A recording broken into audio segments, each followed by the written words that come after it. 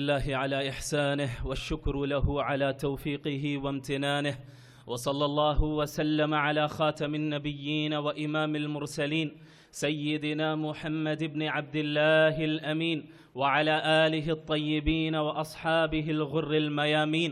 ما اتصلت عين بنظر ووعت أذن بخبر وسلم تسليما كثيرا كثيرا. أما بعد، فأعوذ بالله من الشيطان الرجيم. بسم الله الرحمن الرحيم. يا أيها المدثر قم فأنذر وربك فكبر وثيابك فطهر والرجز فاهجر ولا تمنن تستكثر ولربك فاصبر. صدق الله العظيم. حضرت آدم علیہ الصلاۃ والسلام کی تخلیق سے لے کر آج تک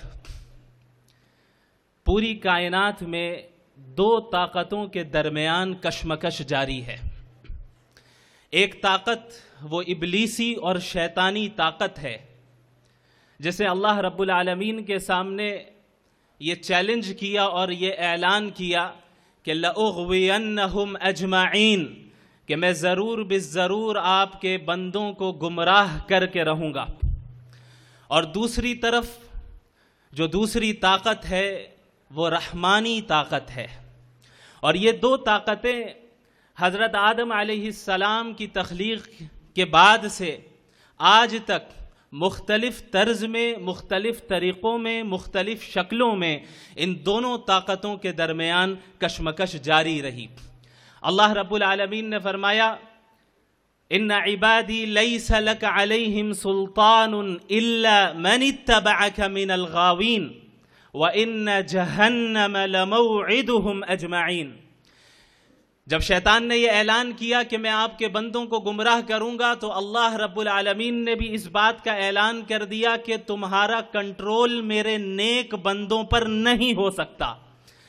میرے جو نیک بندے ہوں گے وہ میری اطاعت کریں گے، دین کے مطابق کام کریں گے اور شیطانی چالوں سے محفوظ رہیں گے.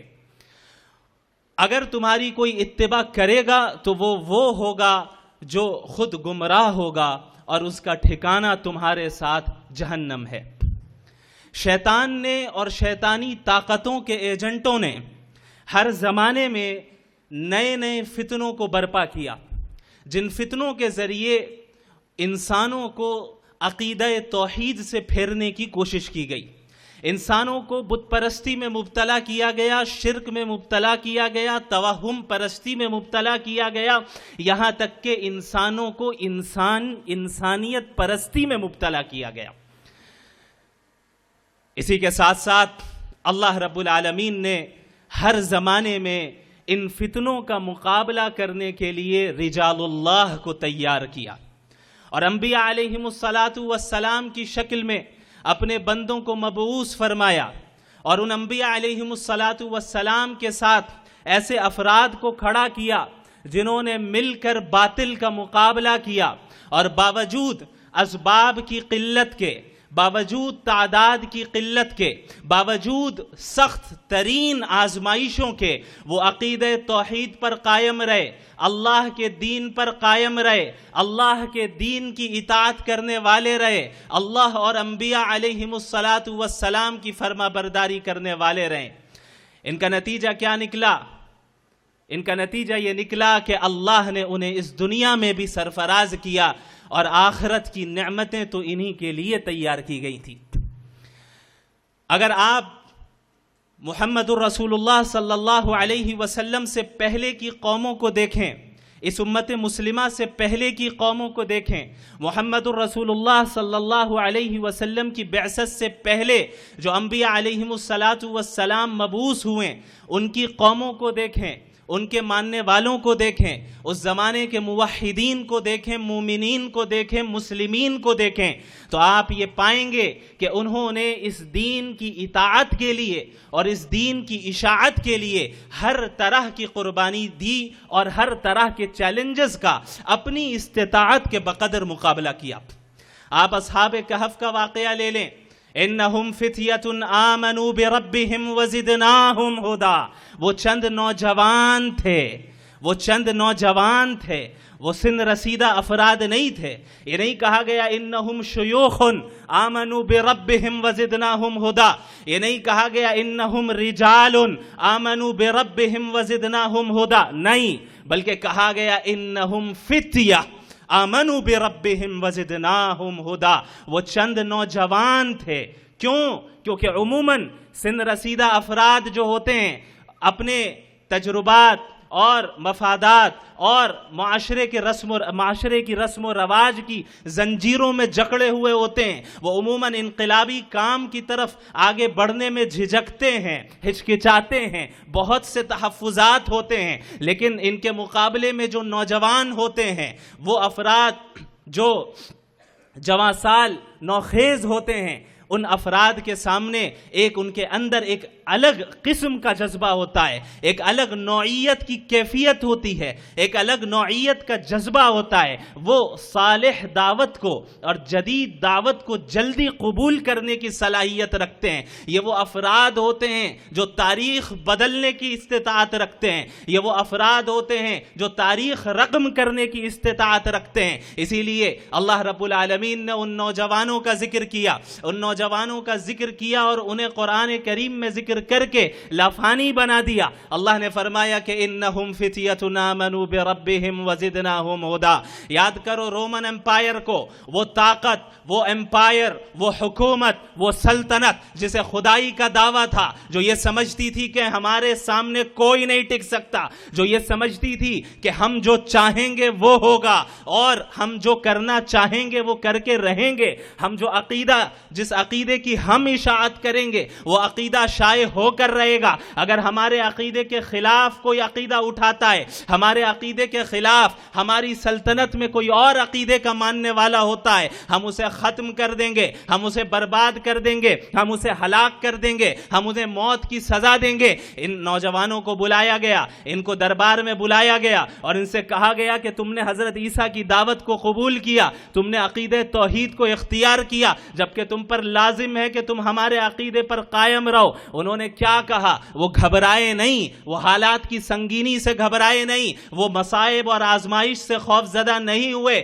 بلکہ ان کا ایمان اور مضبوط ہوا. اور انہوں نے کہا ربنا رب السماوات والارض لن ندعو من دونه الها لقد قلنا اذا شططا. ہمارا رب وہ رب ہے جو آسمانوں کا بھی رب ہے، جو زمین کا بھی رب ہے، ہم ہرگز اس کے ساتھ کسی کو شریک نہیں ٹھہرائیں گے. یہ کہنا اور سننا بڑا آسان ہے. ذرا آپ امیجن کیجئے، تصور کیجئے کہ وہ رومی سلطنت جہاں پر کوئی عقیدہ توحید اختیار نہیں کر سکتا تھا، وقت کے بادشاہ کے دربار میں ان چند نوجوانوں کو جنہیں انگلیوں میں گنا جا سکتا ہے، انگلیوں پر گنا جا سکتا ہے، ان افراد کو جمع کیا گیا. انہیں معلوم ہے کہ اگر ہم نے ان کے عقیدے کا انکار کیا تو ہمارا انجام کیا ہوگا، لیکن اس کے باوجود یہ ہرگز اللہ کے دین اور عقیدہ توحید سے پیچھے نہیں ہٹے. انہوں نے کھل کر اعلان کیا، اپنے رب کی بڑائی بیان کی کہ ہم اپنے رب کو مانتے ہیں، ایک اللہ کو مانتے ہیں. تمہاری طاقت، تمہاری حکومت، تمہاری سلطنت ہمیں موت کے گھاٹ تو اتار سکتی ہے، لیکن ہمارے دل سے ہمارا ایمان نہیں چھین سکتی، ہمارے دل سے عقیدہ توحید کو نہیں چھین سکتی. ہم دین پر قائم رہیں گے، دنیا کی کوئی طاقت ہمارا کچھ نہیں بگاڑ سکتی، چونکہ ہم نے ایک اللہ کو مانا ہے، ایک رب کو مانا ہے، اور وہ رب ہے. عموماً حکومتوں کو یہ زوم ہوتا ہے کہ رب ہم ہیں. فرعون کو یہ زوم تھا کہ رب ہم ہیں. رومن امپائر کو، پرشین امپائر کو یہ زوم تھا کہ رب ہم ہیں. آج امریکہ اور اسرائیل کو یہ زوم ہے کہ رب ہم ہے. اللہ نے فرما دیا، ان کے زبانوں سے یہ الفاظ کہلوائے گئے، ربنا رب السماوات والارض. ہمارا رب وہ ہے جو آسمانوں کا بھی رب ہے، وہ زمین کا بھی رب ہے. اس کے سامنے کوئی خدا نہیں، اس کے برابر کوئی نہیں، اس سے آگے بڑھنا تو دور کی بات، اس کے برابر بھی کوئی نہیں. وَلَمْ يَكُنْ لَهُ كُفُوًا أَحَدٌ. اسی طرح دیگر انبیاء علیہم السلام کی قوموں نے اشاعت دین کے لیے جد و جہد کی، اشاعت دین کے خاطر ہر طرح کی قربانیاں دی. آپ حضرت نوح علیہ السلام کو لیں، حضرت ابراہیم علیہ السلام کو لیں، پوری زندگی آزمائشوں میں گزری، تب جا کر یہ مقام ملا کہ انی جاعلک للناس اماما، کہ اے ابراہیم ہم تمہیں تمام انسانوں کے کے لیے امام بناتے ہیں، تم امامت کے منصب پر فائز ہو۔ یہ یوں ہی یہ امامت نہیں مل گئی، یہ منصب یوں ہی نہیں مل گیا، بلکہ یہ منصب ملا قربانیوں کو جھیلنے کے نتیجے میں، یہ منصب ملا استقامت سے دین پر قائم رہنے کے نتیجے میں، یہ منصب ملا اللہ کی اطاعت کرنے کے نتیجے میں، یہ منصب ملا اللہ کے احکامات کو اپنے نفسانی خواہشات پر ترجیح دینے کے نتیجے میں۔ یہ وہ مقام و مرتبہ حضرت ابراہیم کو حاصل ہوا۔ اسی کے ساتھ ساتھ اس کے بعد بھی جو قومیں آئیں بنی اسرائیل میں، وہ افراد جو مومنین تھے، موحدین تھے، حضرت موسیٰ کے ماننے والے تھے، حضرت عیسیٰ کے ماننے والے تھے، اور بنی اسرائیل کے دیگر انبیاء علیہم السلام کے ماننے والے تھے۔ ان کے واقعات بھی محمد الرسول اللہ صلی اللہ علیہ وسلم نے بیان کیے۔ آپ ذرا غور کریں اور موجودہ زمانے اور خصوصاً ہمارے ملک کے حالات کے سے کمپیئر کریں، تقابل کریں، اور آپ دیکھیں کہ ہمارے حالات اتنے سنگین ہو گئے ہیں۔ جن سنگین حالات سے انبیاء گزرے، جن سنگین حالات سے صحابہ کرام گزرے، اللہ کے نبی صلی اللہ علیہ وعلی آلہ وصحبہ وسلم نے فرمایا کہ تم سے پچھلی قوموں کے موحدین اور مومنین کو آرے کے ذریعے ان کے جسم کو چیر دیا جاتا اور کاٹ دیا جاتا، لیکن پھر بھی یہ چیز انہیں توحید کی نعمت سے پیچھے ہٹنے نہیں دیتی، پھر بھی یہ چیز انہیں توحید عقیدہ توحید سے پیچھے نہیں ہٹاتی۔ آپ صلی اللہ علیہ وسلم نے فرمایا کہ لوہے کی کنگھیوں کے ذریعے ان کے گوشت کو نوچا جاتا، یہاں تک کہ ان کے گوشت کو ان کی ہڈیوں سے الگ کر دیا جاتا، پھر بھی وہ توحید پر قائم رہے، پھر بھی وہ دین پر قائم رہے۔ وہ اس دنیا کی مصیبتوں سے گھبرائے نہیں، اس دنیا کی آزمائشوں سے گھبرائے نہیں، بلکہ استقامت کے ساتھ قائم رہے، یہاں تک کہ خود محمد الرسول اللہ صلی اللہ علیہ وعلی آلہ وصحبہ وسلم کی ذات وہ ذات ہے جنہیں اس دین کے خاطر سب سے زیادہ تکلیف پہنچائی گئی۔ تمام انبیاء علیہم السلام میں اگر سب سے زیادہ تکلیف اس دین کے راستے میں کسی نبی کو پہنچائی گئی تو وہ محمد الرسول اللہ صلی اللہ علیہ وسلم کی ذات ہے۔ آپ صلی اللہ علیہ وسلم نے مختلف آزمائشوں کو جھیلا۔ کیا آپ لوگوں نے رسول اللہ صلی اللہ علیہ وسلم کی سیرت کو نہیں پڑھا؟ کیا آپ نے ان کی مکی زندگی کا مطالعہ نہیں کیا کہ کس طریقے سے آپ صلی اللہ علیہ وسلم کو جسمانی تکلیف بھی پہنچائی گئی اور آپ صلی اللہ علیہ وسلم کو ذہنی تکلیف بھی پہنچائی گئی، اور ان تکلیفوں کو پہنچانے کا بنیادی مقصد یہ تھا کہ آپ شرک والے بن جائیں، آپ طاغوتی بن جائیں، آپ ایمان سے پھر جائیں، آپ عقیدہ توحید کی دعوت دینا چھوڑ دیں، آپ اس توحید کی دعوت نہ دیں جس توحید کی دعوت کو دے کر اگر لوگوں نے اس دعوت کو قبول کر لیا تو ہماری دکانیں بند ہو جائیں گی، ہماری حکومتیں خطرے میں پڑ جائیں گی۔ آپ ایسا نہ کریں، اگر آپ ایسا کریں گے تو ہم آپ کو جینے نہیں دیں گے۔ آپ صلی اللہ علیہ وسلم کو طرح طرح کی تکلیفیں پہنچائی گئیں۔ ایک مرتبہ آپ صلی اللہ علیہ وسلم کعبہ کے سامنے نماز ادا کر رہے ہیں کہ بعض بدبخت مشرکین اٹھے اور اونٹ کی اوجھڑی کو لا کر آپ صلی اللہ علیہ وسلم کے اوپر ڈال دیا۔ آپ صلی اللہ علیہ وسلم اس کے بوجھ سے اٹھ نہیں پا رہے تھے۔ ایک مرتبہ آپ صلی اللہ علیہ وسلم حتیم میں نماز ادا کر رہے ہیں، آپ صلی اللہ علیہ وسلم کے گلے میں پھندا ڈالا گیا اور اسے کھینچا گیا، یہاں تک کہ آپ صلی اللہ علیہ وسلم کے گلے پر اس کا نشان پڑ گیا، اور آپ صلی اللہ علیہ وسلم نے اور صحابہ کرام کو اور آپ کے ماننے والوں کو اور آپ کے خاندان والوں کو طرح طرح کی اذیتیں پہنچائی گئی۔ 3 سال تک بوائیکاٹ کیا گیا، 3 سال تک مقاطعہ کیا گیا۔ شیب ابی طالب میں صورتحال یہ ہو گئی کہ پتے کھانے پڑ رہے ہیں، صورتحال یہ ہو گئی ہے کہ بچے بلبلا رہے ہیں، رو رہے ہیں، کھانے کے لیے غذا موجود نہیں ہے، پینے کے لیے پانی موجود نہیں ہے۔ اس طرح کی صورتحال مسلمانوں کے ساتھ قائم کی گئی۔ اس طرح کی صورتحال کا سامنا خود اس نبی کو کرنا پڑا جس نبی کو اللہ رب العالمین کے نزدیک جو مقام انہیں حاصل ہے وہ ہم اچھے طریقے سے جانتے ہیں۔ اس کے علاوہ کس طریقے سے آپ صلی اللہ علیہ وسلم کو طائف کی وادیوں میں لہو لہان کیا گیا۔ آپ صلی اللہ علیہ وسلم اس امید کے ساتھ طائف گئے کہ اتنے سالوں سے میں مکۃ المکرمہ میں دعوت دے رہا ہوں، اتنے سالوں سے میں توحید کی دعوت دے رہا ہوں، یہ لوگ نہیں مان رہے ہیں، میں تو ان کی خیر خواہی کر رہا ہوں، میں ان کی خیر خواہی کے خاطر انہیں دین کی دعوت دے رہا ہوں۔ میں دین کی دعوت اس لیے نہیں دے رہا کہ مجھے کوئی اجر ملے گا، دنیاوی اجر ملے گا، اس لیے نہیں دے رہا کہ مجھے کوئی دنیاوی مال ملے گا یا کوئی دنیاوی غرض ہے، بلکہ اس لیے دے رہا ہوں کہ یہ جہنم سے بچ جائیں، یہ جہنم کی آگ سے بچ جائیں، لیکن یہ ہماری دعوت قبول نہیں کر رہے ہیں، شاید طائف والے قبول کر لیں، شاید طائف والوں کے قبول کر لینے سے مسلمانوں کو تقویت مل جائے۔ وہ مسلمان جو مظلوم ہیں، جنہیں طرح طرح کی آزمائشوں کا مکہ المکرمہ کی سرزمین میں سامنا کرنا پڑ رہا ہے، شاید انہیں تقویت مل جائے، شاید وہ ظلم و زیادتی اب ختم ہو جائے۔ اس امید کے ساتھ اللہ کے نبی صلی اللہ علیہ وسلم نے طائف کا رخ کیا۔ لیکن طائف میں کیا حال ہوا؟ آپ صلی اللہ علیہ وسلم کو کس طرح لہو لہان کیا گیا، آپ صلی اللہ علیہ وسلم کو کس طرح تکلیف پہنچائی گئی، آپ صلی اللہ علیہ وسلم پر کس طرح پتھراؤ کیا گیا، یہاں تک کہ آپ صلی اللہ علیہ وسلم بار بار کھڑے ہوتے اور پھر گر جاتے، جب چلنے لگتے پیروں پر پتھراؤ کیا جاتا۔ آپ صلی اللہ علیہ وسلم ایک باغ میں پناہ لیتے ہیں،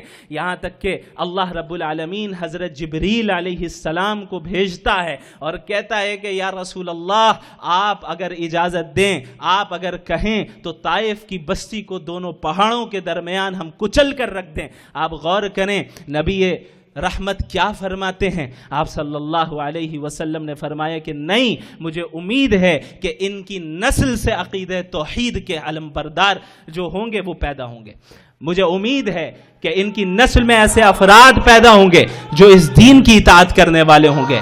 یہ وہ جذبہ داعیانہ جذبہ ہے، یہ وہ صفت ہے جو داعیانہ صفت ہے۔ ایک داعی مخالف نہیں ہوتا، ایک داعی مشرکین کے معاملے میں اس نوعیت سے اور اس ناحیے سے ہمدرد ہوتا ہے کہ ہم کیسے انہیں شرک سے بچا لیں، ہم کیسے انہیں شرک سے بچا لیں، ہم کیسے انہیں جہنم کی آگ سے بچا لیں۔ ایک داعی وہ داروغہ بنا کر نہیں بھیجا جاتا، ایک داعی رحم کا معاملہ کرتا ہے۔ اور یاد رکھیں یہ جو آیتیں میں نے آپ کے سامنے پڑھی، یا ایھا المدثر قم فانذر، اے لحاف میں لپٹنے والے کھڑے ہو جائیں اور اللہ کے عذاب سے لوگوں کو ڈرائیں۔ یہاں ڈرانے کے لیے انذار کا لفظ استعمال کیا گیا، جبکہ عربی زبان میں ڈرانے کے لیے مختلف الفاظ استعمال کیے جا سکتے تھے اور مختلف الفاظ اختیار کیے جاتے ہیں۔ مثلا تخویف کا لفظ استعمال کیا جا سکتا تھا، لیکن اللہ نے انذار کا لفظ استعمال کیا۔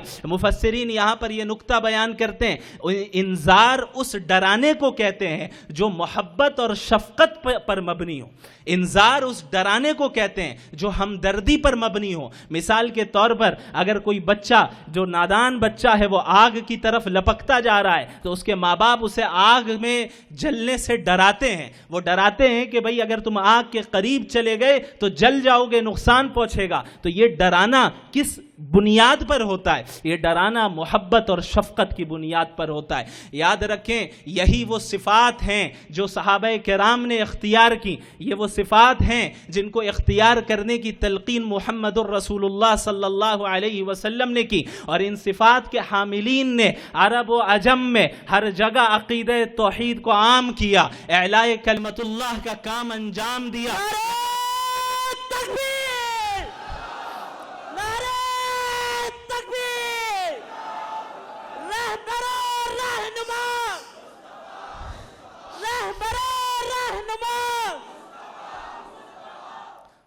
یہاں تک کہ خود اس ملک میں، جس ملک میں ہم اور آپ رہتے ہیں، یہاں پر اسلام اخلاق کے ذریعے پھیلا، یہاں پر اسلام اچھے اخلاق کے ذریعے اور اچھے معاملات کے ذریعے پھیلا، اچھے کردار کے ذریعے پھیلا۔ یہاں وہ افراد آئے جو ان صفات کے حاملین تھے، جن صفات کا ذکر قرآن کریم نے کیا، جن صفات کا ذکر محمد الرسول اللہ صلی اللہ علیہ وسلم نے کیا، جن صفات کو صحابہ کرام نے اختیار کیا۔ یہی وہ وجہ تھی جس کی بنیاد پر اللہ کے نبی صلی اللہ علیہ وسلم نے صحابہ کرام کا ایک ایسا گروہ تیار کیا اور ایک ایسا معاشرہ تیار کیا جو دین کے خاطر ہر قربانی کو دینے کے لیے تیار تھے۔ حضرت بلال رضی اللہ عنہ، ان کے ساتھ کیا معاملہ کیا گیا ہم اور آپ اچھے طریقے سے جانتے ہیں، کس طریقے سے چلچلاتی ہوئی دھوپ میں گرم ریت پر انہیں گھسیٹا گیا، ان پر کوڑے برسائے گئے، کس طریقے سے ان کے گلے میں رسی باندھ کر لڑکوں کے حوالے کر دی گئی،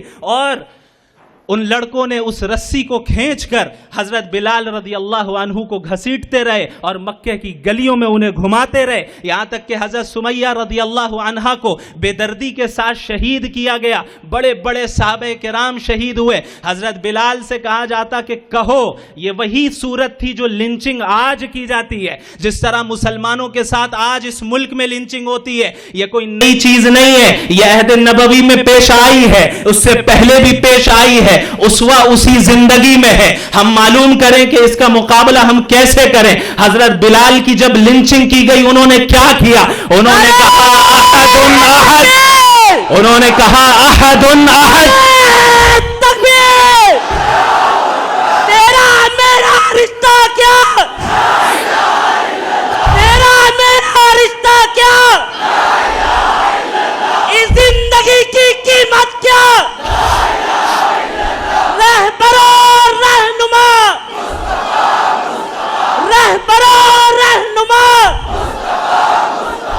جس طرح آج مسلمانوں کو کہا جاتا ہے کہ کہو جے شری رام، اسی طریقے سے حضرت بلال کو کہا گیا کہ لات و عزا کی بڑائی بیان کرو، وہ عقیدہ توحید پر قائم رہے اور کہتے رہے اللہ اکبر احد احد احد، ایک اللہ ایک اللہ ایک اللہ۔ ہم تمام معبودان باطلہ کا انکار کرتے ہیں۔ رہبر و رہنما، تیرا میرا رشتہ کیا، کفر کی مصیبت کیا، ہم سب کی ہے شریعت کیا، کائنات کا مذہب کیا، اس دل کی حسرت کیا، تیری میری نسبت کیا۔ فمن يكفر بالطاغوت ويؤمن بالله فقد استمسك بالعروة الوثقى لا انفصام لها والله سميع عليم۔ اللہ نے یہ اعلان کر دیا محمد الرسول اللہ صلی اللہ علیہ وسلم کے ذریعے، صحابہ کرام کے دل و دماغ میں یہ بات راسخ ہو گئی کہ ہم طاغوت کے کافر ہیں اور ہم ایک اللہ کے مومن ہیں، ہم دین اسلام کے ماننے والے ہیں اور ہر طاغوت کا انکار کرتے ہیں، ہر طاغوتی نظام کا انکار کرتے ہیں، ہم اس نظام کے قائل ہیں جو محمد الرسول اللہ صلی اللہ علیہ وسلم نے پیش کیا ہے۔ اللہ کے نبی صلی اللہ علیہ وسلم پر یہ آیت نازل ہوئی اور یہ ذمہ داری تمام امت مسلمہ کو دی گئی کہ کنتم خیر امت نخرجت للناس تأمرون بالمعروف وتنہون عن المنکر وتؤمنون باللہ، کہ تم وہ قوم ہو، وہ امت ہو جو سب سے بہترین امت ہو، سب سے اعلیٰ و افضل امت ہو۔ کیوں ہو؟ تأمرون بالمعروف وتنہون عن المنکر، تم نیکیوں کا حکم دیتی ہو اور برائیوں سے روکتی ہو، وتؤمنون باللہ، اور تم وہ امت ہو جو ایک اللہ پر ایمان رکھتی ہو۔ اللہ کے نبی صلی اللہ علیہ وسلم کو اور مسلمانوں کو یہ ذمہ داری سونپی گئی کہ تمام انسانیت کو گمراہی سے نکالنا ہے، تمام انسانیت کو شرک و بت پرستی سے نکالنا ہے۔ اس دنیا میں آنے کا مقصد اللہ کی رضا حاصل کرنا ہے، اس دنیا میں آنے کا مقصد اپنی خواہشات پر عمل کرنا نہیں ہے، اس دنیا میں آنے کا مقصد دنیا کو بنانا، گھر بنگلے بنانا، گاڑی خریدنا اور اپنے بینک بیلنس کو بڑھاتے رہنا، یہ مقصد اصلی نہیں ہے۔ جائز طریقے سے اللہ دے دے تو نور علی نور، لیکن اگر اللہ نے ان چیزوں سے محروم رکھا ہے تو اسے حقیقی محرومی نہیں سمجھنا ہے، چونکہ حقیقی محرومی تو وہ ہے جو ایمان سے محروم ہو جائے، حقیقی محرومی وہ ہے جو محمد الرسول اللہ صلی اللہ علیہ وسلم کی تعلیمات پر عمل کرنے سے محروم ہو جائے۔ لہٰذا یہ ذمہ داری اس امت مسلمہ کو سونپی گئی کہ تمام انسانیت تک توحید کا پیغام پہنچاؤ۔ آپ مجھے خود بتائیں کہ مکہ المکرمہ کے حالات زیادہ سنگین تھے یا آج ہندوستان کے حالات زیادہ سنگین ہیں؟ مکہ المکرمہ کے وہ حالات جہاں چھپ چھپ کر دار ارقم میں جانا پڑتا، وہاں جا کر چھپ کر نمازیں پڑھنی پڑتی، وہاں جا کر چھپ کر قرآنی آیتوں کا مذاکرہ کرنا پڑتا، وہ حالات زیادہ سنگین تھے یا یہ حالات زیادہ سنگین ہیں؟ ظاہر سی بات ہے کہ اگر آپ نے سیرت کا بغور مطالعہ کیا ہے تو آپ اس بات کو جانیں گے اور تسلیم کریں گے کہ مکی دور کے حالات موجودہ ہندوستان کے موجودہ حالات سے زیادہ سنگین تھے، شاید اس کا کوئی تقابل ہی نہیں ہے، لیکن اس کے باوجود محمد الرسول اللہ صلی اللہ علیہ وسلم اور صحابہ کرام نے عقیدہ توحید کی اشاعت اور دین کی دعوت و تبلیغ کا کام کبھی نہیں چھوڑا، اصول دین میں کبھی کوئی کمپرومائز نہیں کیا۔ کیا بات ہے کہ آج ہمارے درمیان ایسے لوگ اٹھتے ہیں جو ایسی باتیں کرتے ہیں کہ ابھی عقیدہ توحید کی دعوت نہ دیں، حالات اچھے نہیں ہیں۔ کیا بات ہے کہ ایسے لوگ اٹھتے ہیں جو کہتے ہیں کہ بھئی اس ملک میں سیکولر لبرل بن کر رہنا پڑے گا۔ تم کھل کر کہہ دو کہ اسلام اس ملک کے لیے نہیں آیا۔ اگر تم یہ کہو گے تم کافر ہوگے، تم دائرہ اسلام سے نکل جاؤ گے۔ اور اگر تم مانتے ہو کہ یہ دین اسلام ہر زمان و مکان کے لیے، تو کہو کہ اس ملک میں بھی اللہ کا نظام آئے گا۔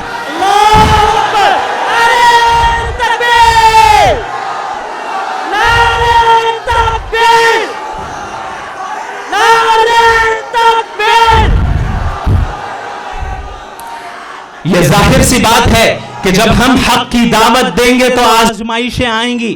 اگر تم یہ سمجھتے ہو کہ تم حق کی دعوت دو گے اور ناز و نعم میں پلو گے تو تم جان لو تم نبی کے منہج پر نہیں ہو۔ اللہ کے نبی صلی اللہ علیہ وسلم نے فرمایا اشد الناس بلاء الانبیاء ثم الامثل فالامثل، سب سے زیادہ آزمائش اگر کسی کو آتی ہے تو انبیاء علیہم الصلاۃ والسلام کو آتی ہے، پھر اس کے بعد دین کے اعتبار سے، اعمال صالحہ کے اعتبار سے جو ان کے قریب تر ہوتا ہے ان پر آزمائشیں آتی ہیں۔ اور یہی وجہ ہے کہ جہاں اللہ نے یہ حکم دیا کہ وَتَوَاصَوْا بِالْحَقِّ، جہاں تواسی بالحق کا حکم ہوا کہ تم لوگوں کو حق کی دعوت دو، عقیدہ توحید کی دعوت دو، یہ اعلان کرو کہ یہ زمین اللہ کی ہے، یہ کائنات اللہ کی ہے، اس کائنات کا نظام بھی اللہ کے احکامات کے مطابق چلے گا، تو ظاہر ہے ایسی تکلیفیں آئیں گی، آزمائشوں کا سامنا کرنا پڑے گا، مصیبتوں کا سامنا کرنا پڑے گا۔ اور اب جب مصیبتیں آئیں گی تو اب یہ وہ وقت ہے جہاں قربانیاں دینی ہوں گی، اسی لیے اللہ نے فرمایا وَتَوَاصَوْا بِالصَّبْرِ، اب تواسی بالصبر کا کام کرو، اب لوگوں کو صبر کی تلقین کرو۔ یا ایھا الذین آمنوا اصبروا وصابروا ورابطوا واتقوا اللہ لعلکم تفلحون، اے وہ لوگ جو ایمان لے آئے خود بھی صبر کرو، صبر کی فضا عام کرو اور اپنے حدود پر قائم رہو، اپنے حدود پر محاذ پر ڈٹے رہو تاکہ تم کامیاب ہو سکو۔ مجھے ایسا محسوس ہوتا ہے کہ وہ صدا جو آپ نے احد پہاڑ کے دامن میں جب جبل رمات پر تیر اندازوں کو کھڑا کیا اور جو یہ صدا لگائی اور یہ حکم دیا لا تبرحوا اماکنکم، اپنی جگہوں سے نہ ہلنا، ڈٹے رہنا، خدا کی قسم رسول اللہ کی یہ صدا آج بھی گونجتی ہے، رسول اللہ صلی اللہ علیہ وسلم کی یہ صدا لا تبرحوا اماکنکم، اپنے جگہوں پر قائم رہنا، اپنے محاذ پر ڈٹے رہنا، حالات جتنے سنگین ہو جائیں، حالات جتنے مخالف ہو جائیں، کبھی دین کا کام نہ چھوڑنا یہاں تک کہ موت آ جائے۔ وَاعْبُدْ رَبَّكَ حَتَّى يَأْتِيَكَ الْيَقِينُ، اس وقت تک اللہ کے دین کو مانتے رہو، اس وقت تک اللہ کی عبادت کرتے رہو یہاں تک کہ تمہیں موت آ جائے۔ اور اسی کو ہم دیکھتے ہیں اللہ کے نبی صلی اللہ علیہ وسلم کی سیرت میں غزوہ خندق کے موقع پر جو ایمانی کیفیت کا مظاہرہ ہوا شاید ہی کسی اور غزوے میں اس معیار کا مظاہرہ ہوا ہو۔ غزوہ خندق کا کیا عالم ہے؟ غزوہ خندق میں عرب کے قبائل، یہود، مشرکین، قبیلہ غطفان اور دیگر قبائل مل کر سب امنڈ آئے ہیں مدینہ المنورہ پر چڑھائی کرنے کے لیے، سب امنڈ آئے ہیں اسلام اور مسلمانوں کو ختم کرنے کے لیے۔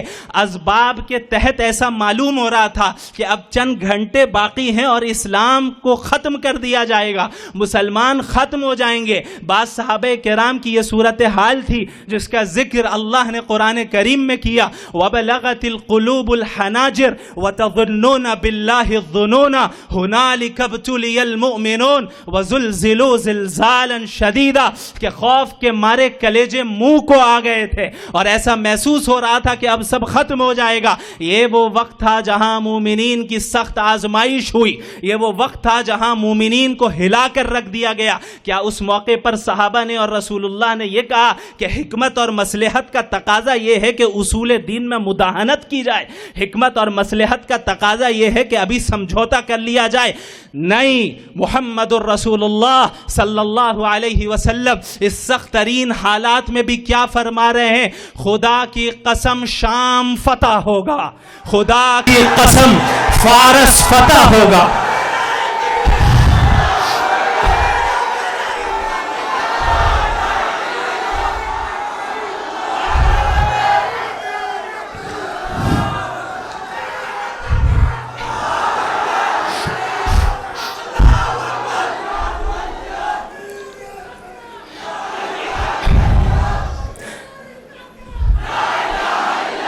یہ وہ ایمانی کیفیت تھی جس کا اظہار رسول اللہ صلی اللہ علیہ وسلم نے کیا، اور رسول اللہ صلی اللہ علیہ وسلم کی صحبت کے نتیجے میں اور اس کی برکت کے نتیجے میں صحابہ کرام کے دلوں میں اس ایمانی کیفیت کو رکھ دیا گیا. اور یہی وہ ایمانی کیفیت ہے جو ہر زمانے میں امت کے مجددین و مصلحین و مجاہدین کے دلوں میں منتقل ہوتی رہی، کہ ہر زمانے میں اعلاء کلمت اللہ کے لیے جد و جہد کی گئی، ہر زمانے میں توحید کی دعوت کو عام کیا گیا، چاہے حالات جتنے بھی سنگین کیوں نہ رہے. اللہ کے نبی صلی اللہ علیہ وسلم اور صحابہ کرام نے جب مکۃ المکرمہ میں دین کی دعوت دی تو ایسا نہیں ہوا کہ انہیں تکلیفوں کا سامنا نہیں کرنا پڑا، ایسا نہیں ہوا کہ انہیں فطری خوف کا سامنا نہیں کرنا پڑا. قرآن کریم اس فطری خوف کا ذکر کرتا ہے، وَاذْكُرُوا إِذْ أَنْتُمْ قَلِيلٌ مُسْتَضْعَفُونَ فِي الْأَرْضِ تَخَافُونَ أَنْ يَتَخَطَّفَكُمُ النَّاسُ فَآوَاكُمْ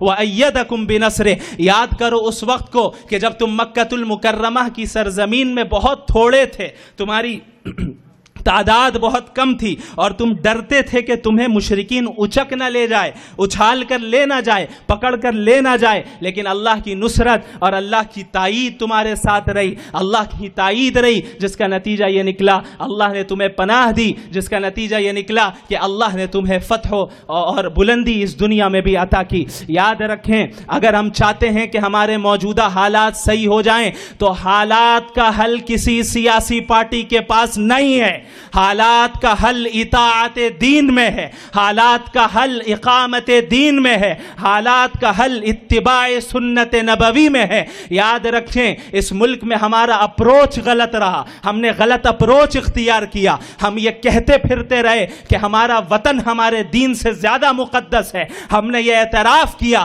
کہ سیکولر نظام ہمارے نظام سے زیادہ مقدس ہے، ہم کفریہ الفاظ کہتے رہے، ہم ایسے الفاظ اور ایسے جملے اپنی زبان سے نکالتے رہے کہ فلاں دربار سے جو فیصلہ ہو جائے گا ہم خاموشی سے تسلیم کر لیں گے. کیا فلاں دربار اگر شریعت کے خلاف حکم دے کیا تم تسلیم کرو گے؟ کیا تم تسلیم کرو گے؟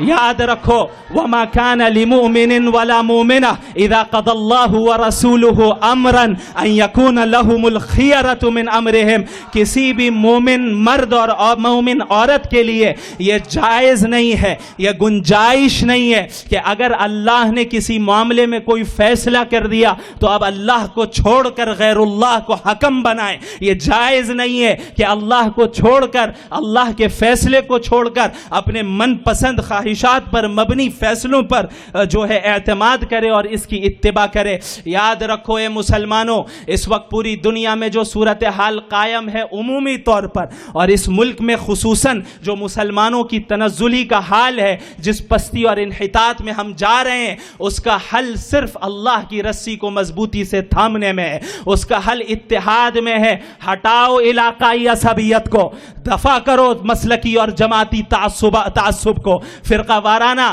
عصبیتوں کو ختم کرو، کلمہ توحید پہ متحد ہو. کم از کم وہ باطل جو متفق علیہ باطل ہے، تم جانتے ہو کہ وہ باطل ہر فرقے کا دشمن ہے، ہر جماعت کا دشمن ہے، ہر مسلک کا دشمن ہے. کم از کم اس کے مقابلے میں متحد تو ہو جاؤ. وَأَطِيعُوا اللَّهَ وَرَسُولَهُ وَلَا تَنَازَعُوا فَتَفْشَلُوا وَتَذْهَبَ رِيحُكُمْ وَاصْبِرُوا. اللہ اور اس کے رسول کی اطاعت کرو اور آپس میں تفرقہ نہ ڈالنا، آپس میں لڑائیوں میں اور جھگڑوں جھگڑوں میں نہ پڑ جانا، آپس میں فرقوں میں نہ بڑھ جانا، ورنہ ہوگا یہ کہ دشمن کے سامنے تمہاری ہوا اکھڑ جائے گی، تم قائم نہیں رہ پاؤ گے، استقامت کے ساتھ ڈٹ نہیں پاؤ گے، تم مقابلہ نہیں کر پاؤ گے۔ لہٰذا اس بات کو یاد رکھو، ہماری اصل کامیابی اتحاد میں ہے اور اللہ کے دین کی اطاعت میں ہے، چاہے حالات کتنے ہی سنگین کیوں نہ ہو جائے، چاہے حالات کتنے ہی سنگین کیوں نہ ہو جائے۔ جس زمانے میں ہم ہیں، میں یقین کے ساتھ کہہ سکتا ہوں کہ اللہ کے نبی صلی اللہ علیہ وسلم نے اسی زمانے کے متعلق یہ پیشن گوئی فرمائی تھی۔ آپ صلی اللہ علیہ وسلم نے فرمایا کہ ایک زمانہ آئے گا کہ جب امت مسلمہ پر چاروں طرف سے تمام قومیں اس طرح ٹوٹ پڑیں گی جس طرح کھانے کے برتن پر چاروں طرف سے کھانے والے ٹوٹ پڑتے ہیں۔ صحابہ کرام کو تعجب ہوا کہ یا رسول اللہ کیا ہماری تعداد اتنی کم ہوگی؟ آپ ذرا غور کریں صحابی رسول کے سوال پر، یہ بات ان کے تصور میں بھی نہیں تھی کہ دین سے پھرے ہوئے ہوں گے۔ انہوں نے سوچا کہ بھئی دنیا دارالاسباب ہے تو ہو سکتا ہے اسباب کے تحت ہماری تعداد کم ہوگی، اسی لیے اللہ کے نبی صلی اللہ علیہ وسلم سے پوچھا یا رسول اللہ کیا ہماری تعداد اتنی کم ہوگی؟ آپ صلی اللہ علیہ وسلم نے فرمایا کہ نہیں، تمہاری تعداد بہت ہوگی لیکن تم سمندر کے جھاگ کی طرح ہوگے، اس کے مانند ہوگے، اور تمہارے دلوں میں اللہ وہن ڈال دے گا۔ صحابہ کرام نے پوچھا یا رسول اللہ یہ وہن کیا ہے؟ آپ صلی اللہ علیہ وسلم نے فرمایا حب الدنیا وکراہیت الموت، دنیا کی محبت اور موت کا ڈر۔ یہ دو بیماریاں ایسی ہیں جس کی نشاندہی آپ صلی اللہ علیہ وسلم نے خود فرما دی۔ آپ صلی اللہ علیہ وسلم نے صاف صاف بیان کر دیا کہ کن دو بیماریوں کے نتیجے میں امت کا یہ حال ہوگا، اور بیماریوں کی طرف اشارہ کرنے کا مقصد اس کے علاج کو بتانا ہے۔ لہٰذا اگر تمہیں ترقی واپس چاہیے، عروج واپس چاہیے، تمہیں پستی سے بلندی کی طرف واپس جانا ہے، تو ان دو بیماریوں کو اپنے دلوں سے نکالو، دنیا کی محبت کو اپنے دل سے نکالو، اور اس کے لیے اس حدیث کو اپنے پیش نظر رکھو۔ آپ صلی اللہ علیہ وسلم نے فرمایا کن فی الدنیا کأنک غریب او عابر سبیل، اس دنیا میں اس طرح زندگی گزارو کہ گویا تم پردیسی ہو یا یہ کہ تم مسافر ہو۔ ایک مسافر جتنی لگژریت سفر کرے اس سے فرق نہیں پڑتا، اس کی نگاہ اپنی منزل کے طرف ہوتی ہے، وہ اپنے سفر میں قناعت کرتا ہے، جو کچھ نعمتیں ملتی ہیں اس پہ صبر کرتا ہے، چونکہ اسے معلوم ہے کہ میری منزل یہ نہیں ہے، میری منزل تو میرا گھر ہے، جہاں مجھے جانا ہے وہاں جا کر زیادہ آرام ملنا ہے، وہاں جا کر اصل آسائش اور آرائش ہمیں ملے گی، وہاں جا کر مجھے نعمتیں ملیں گی۔ تو اسی طرح اس دنیا میں بھی زندگی گزارو کہ اس دنیا میں اللہ نے تمہیں حلال اور جائز طریقے سے جتنا کچھ دے دیا اس پہ قناعت کرو اور اپنی منزل کو پہچانو۔ تمہاری منزل یہ دنیا نہیں ہے، تمہاری منزل جنت ہے۔ وہ جنت ہے جس کے متعلق اللہ کے نبی صلی اللہ علیہ وسلم نے فرمایا ما لا عین رأت ولا اذن سمعت ولا خطر علی قلب بشر، یہ ایسی جگہ ہے جسے کسی آنکھ نے دیکھا تک نہیں، جسے کسی کان نے سنا تک نہیں، اور کسی انسان کے امیجنیشن میں بھی جنت نہیں آئی۔ یہ آپ کچھ بھی سوچ لیں، جتنی لگژریس لائف کو آپ امیجن کر سکتے ہیں کر لیں، جنت اس سے بھی اعلیٰ ہے۔ انسان کی امیجنیشن اور انسان کی عقل کی جو لمیٹیشن ہے وہ اس کے باہر کی چیز ہے۔ یہ جو قرآن میں الفاظ بیان کیے گئے کہ نہریں ہوں گی اور باغات ہوں گے، دودھ کی نہر، شہد کی نہر، یہ تو وہ الفاظ اختیار کیے گئے تاکہ ہماری عقل سے جنت کے معنی کو قریب تر کیا جا سکے، جس حد تک سمجھ سکتے ہیں سمجھا دیا جا سکے، ورنہ حقیقتاً وہ چیز تو ایسی چیز ہے کہ ایک انسان جب وہ سامنے سے دیکھے گا اور اسے پائے گا تبھی اس کی حقیقت سے وہ صحیح معنی میں واقف ہوگا۔ اور اس لیے اس چیز کو یاد رکھو کہ اس دنیا کی محبت کو اپنے دل میں نہ بسانا۔ آج ہم نے دنیا کی محبت کو اپنے دل میں بسایا ہے، ہم نے اللہ کی محبت پر دنیا کی محبت کو غالب کیا ہے، جس کا نتیجہ لازمی طور پہ وہ دوسری بیماری کا پیدا ہونا ہے جس کا ذکر اللہ کے نبی صلی اللہ علیہ وسلم نے فرمایا کہ کراہیت الموت، موت کا ڈر اپنے دلوں سے نکالنا یہ مسلمانوں کی ذمہ داری ہے۔ یاد رکھو موت و حیات کا مالک اللہ ہے، اللہ جسے چاہے گا موت دے گا، جسے چاہے گا اسے زندہ رکھے گا۔ کوئی کسی طاقت کے اندر کسی کے اندر اتنی استطاعت نہیں ہے کہ اللہ کی تقدیر سے ہٹ کر، اللہ کے فیصلے سے ہٹ کر کسی کو زندگی دے دے یا کسی کو موت دے دے۔ موت کا ڈر صحابہ کرام کے اندر نہیں تھا۔ حضرت خبیب کے ساتھ کیا معاملہ ہوا، کس طریقے سے انہیں جب قتل کیا جا رہا تھا، شہید کیا جا رہا تھا، کس طرح کے الفاظ انہوں نے کہے، دیگر صحابہ کرام نے کس طرح کے الفاظ کہے۔ جب غزوہ احد کے موقع پر یہ بات پھیلی اور افواہ اڑی کہ محمد الرسول اللہ صلی اللہ علیہ وسلم شہید ہو گئے، بعض صحابہ کرام سر پکڑ کر بیٹھ گئے کہ ہم رسول اللہ کی حفاظت نہ کر سکے، اللہ کے نبی اس دنیا سے رخصت ہو گئے۔ دیگر صحابہ کرام قریب سے گزرے کہ بھائی تم کیوں بیٹھے ہو؟ جس دین کے لیے رسول اللہ قربان ہوئے، جس دین کے لیے انہوں نے قربانی دی، اسی دین کے خاطر ہم بھی قربانی دیں۔ خدا کی قسم احد کی جانب سے مجھے جنت کی خوشبو آ رہی ہے۔ وہ آگے بڑھے اور شہید ہوئے۔ کس طریقے سے صحابہ کرام کے دلوں میں کسی طاقت کا، کسی حاکم کا، کسی حکومت کا، کسی سلطنت کا کوئی ڈر نہیں تھا۔ حضرت ربعی بن عامر رضی اللہ عنہ نے کس طرح رستم کے دربار میں دو ٹوک انداز میں یہ کہا کہ ہم وہ قوم ہے جسے اللہ نے بھیجا ہے لنخرج من شاء من عباده من عبادة العباد الى عبادة الله وحده ومن ضيق الدنيا الى سعتها ومن جور الاديان الى عدل الاسلام، کہ ہم وہ قوم ہے جسے اللہ نے بندوں کو بندوں کی بندگی سے نکال کر ایک اللہ کی بندگی تک لے جانے کے لیے بھیجا ہے، اس دنیا کی تنگی سے نکال کر اس کی وسعت کی طرف لے جانے کے لیے بھیجا ہے، اور تمام ادیان کی ظلم و زیادتی سے نکال کر اسلام کے عدل و انصاف کی طرف لانے کے لیے بھیجا ہے۔ لہٰذا زیادہ لاگ لپیٹ والی باتیں نہ کیا کریں، توحید پر قائم رہے، اور اللہ کے نبی نے جو حکم دیا، اللہ نے جو حکم دیا قولوا قولا سدیدا، دو ٹوک بات کرو، لاگ لپیٹ والی بات نہ کرو۔ جب مسئلہ اصول دین کا آئے گا کوئی کمپرومائز نہیں ہوگا، جب مسئلہ عقیدہ توحید کا آئے گا کوئی کمپرومائز نہیں ہوگا،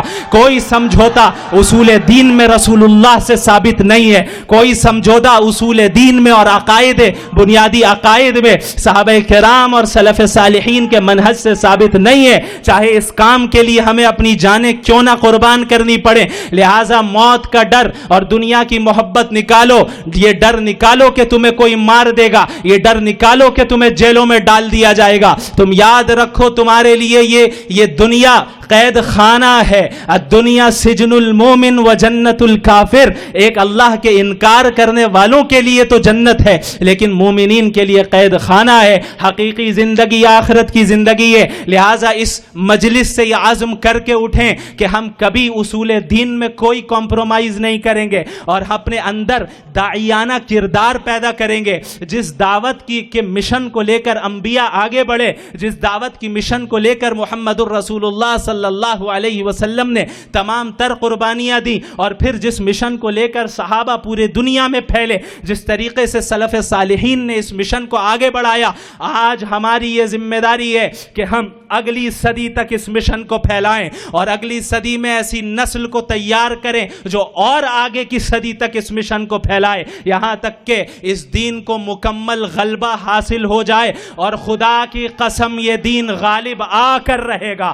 اس دین کو غالب آنا یقینی ہے، اس دین کا غلبہ، اور یہ اللہ نے خود مقدر کیا ہے۔ اللہ نے فرمایا کہ اللہ نے اس دین کو بھیجا ہے لِيُظْهِرَهُ عَلَى الدِّينِ كُلِّهِ، تاکہ تمام ادیان پر غالب آ جائے، دلائل کے ذریعے بھی غالب آ جائے، عملی طور پر بھی غالب آ جائے۔ اللہ رب العالمین ہم سب کو حقیقی معنی میں مومن اور مسلم ہونے کی توفیق عطا فرمائے۔ حقیقی معنی میں انبیاء अलैहिमुस्सलातु वस्सलाम की पैरवी करने वाला बनाए, हकीकी माने में हमारे दिलों में अपनी मोहब्बत दाखिल करे, हमारे दिलों से मौत का डर और दुनिया की मोहब्बत निकाले, और हमें दीन की इशाअत की और दीन की दावत की हमारे अंदर तौफीक दे, ताकि तमाम अक़वाम आलम तक और इस मुल्क की अक्सरियत तक हम तौहीद का पैगाम पहुँचाएँ। वो भी एक एतबार से हमारे भाई हैं, वो भी आदम की औलाद हैं, हम उनके खैर ख़्वाह हैं, हम उनके दुश्मन नहीं हैं। अगर हम मुशरिकीन के दुश्मन होते तो हम कभी उन्हें तौहीद की दावत न देते। हम तो ये चाहते हैं कि वो मरें और जाए जहन्नम में। दुश्मन के ताल्लुक़ से इंसान यही चाहता है कि वो अजाब में मुब्तला हो, लेकिन दीन इस्लाम का इस बात की तलकीन करना कि मुशरिकीन तक अक़ीदे तौहीद की दावत पहुँचाई जाए, ये इस बात की दलील है कि हम हमदर्दी की बुनियाद पर ऐसा करते हैं। हम चाहते हैं कि वो भी हमारे साथ जन्नत में जाएं। ये बात उन्हें हिकमत के साथ और बसीरत के साथ समझाने की ज़रूरत है। अल्लाह रब्बुल आलमीन हम सब को कहने सुनने से ज़्यादा अमल करने की तौफ़ीक़ अता फ़रमाए। व आखिरु दावाना अनिल हम्दुलिल्लाहि रब्बिल आलमीन।